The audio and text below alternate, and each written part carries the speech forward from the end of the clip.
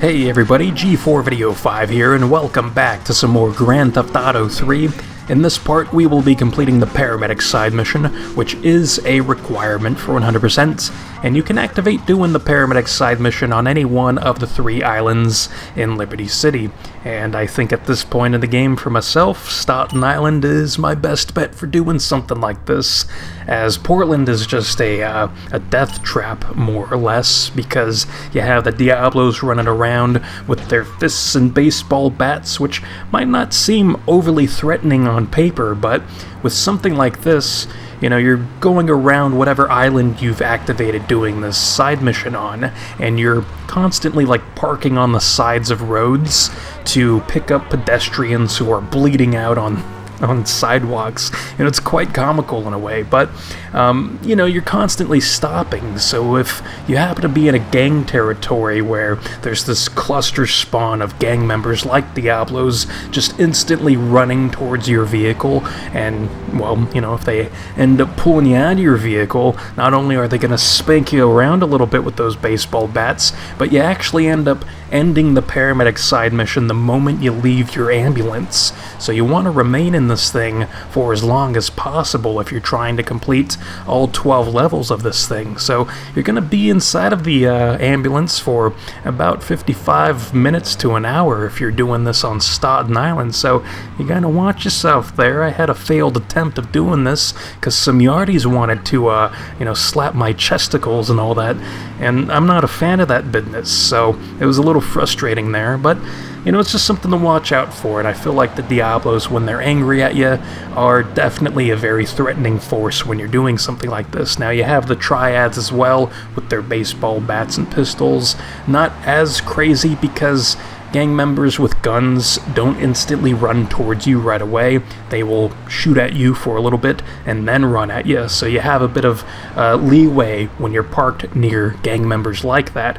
And then, you know, you have the Mafia, who, you know, are very thirsty at blowing up Claude as instantly as possible with their shotguns and spaghettis, so, you know, it's a mess in Portland for myself.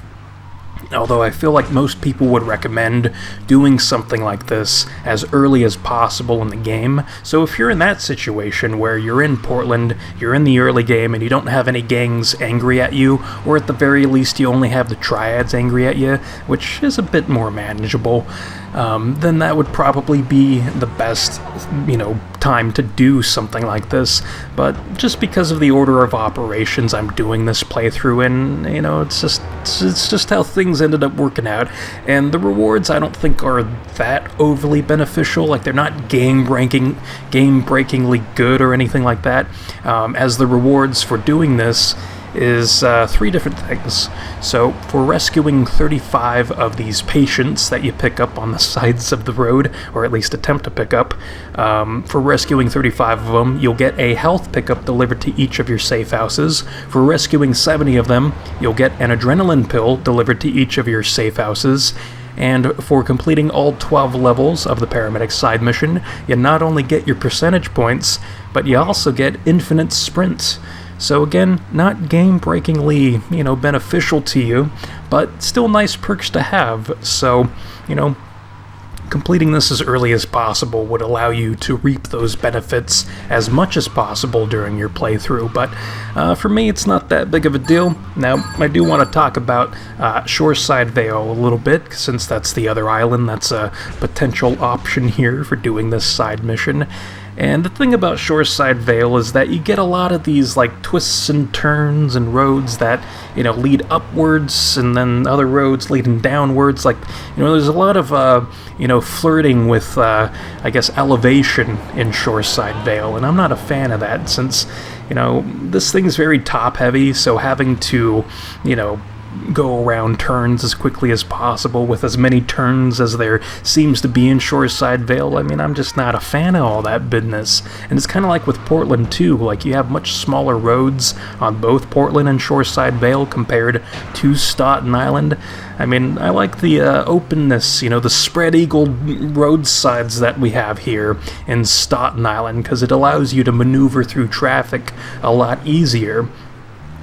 You know, I mean, this thing isn't that easy to kind of finesse your way through vehicles and whatnot. You know, I've had my moments of crashing and rolling off the side of the road and whatnot, but, you know, at the end of the day, I feel like I'd have more of those situations of crashing into people and you know, nearly flipping my ambulance if I were to do this in Portland and Shoreside, Vale, which, you know, I suppose a recommendation when you're doing this is to not lean too hard on the handbrake when you're going around turns and whatnot, as this thing's top heavy. So, you know, if you do it a bit too roughly, you might end up flipping your vehicle.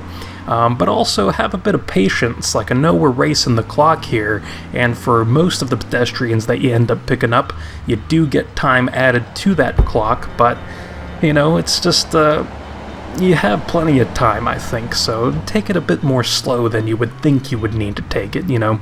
I think that's for the best there, and could probably be applied to a lot of things in life there, like with the lady fellas and all that, you know. It's okay to kind of hold back a little bit, but, you know, I suppose I should mention kind of the format of what we have going on here, you know.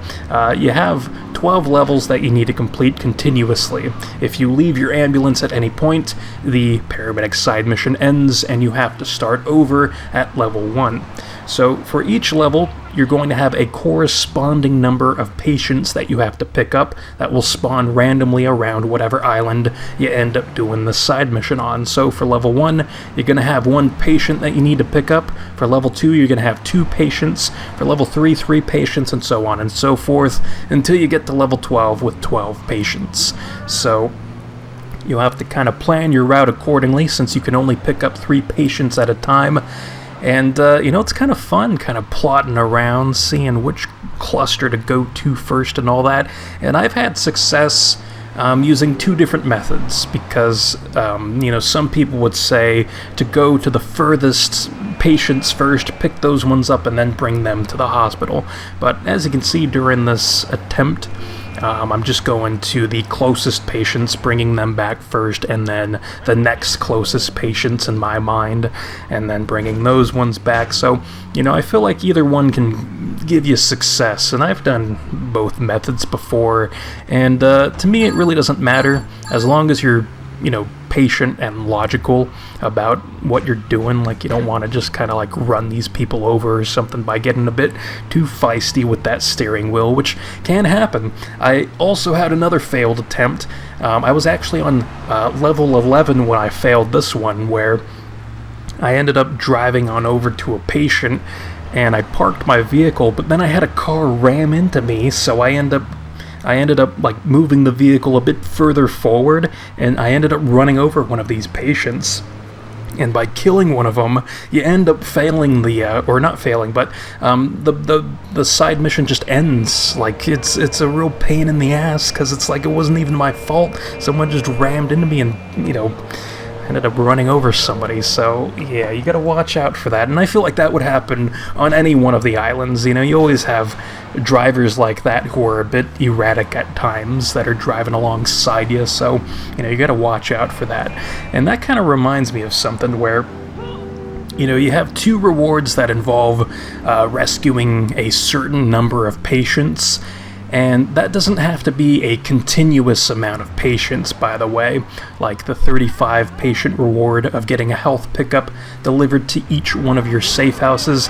That does not have to be a in a row type of thing. That can just be 35 patients total, as you can start and stop this side mission anytime you want. It's just that you need to do 12 levels in a row to get your percentage points. So I just wanted to mention that. Now, something else I wanted to mention is that this thing comes equipped with a Siren, and the reason why I'm not really using the Siren is because, well, it's not that useful. Like, a lot of the time, it just makes situations worse for you. Now, I will say, there is this stretch of road in Staunton Island that has 2 lanes going in one direction, and another 2 lanes going in the opposite direction. Now, in between both of these sides of the road, you have this empty space with water underneath it.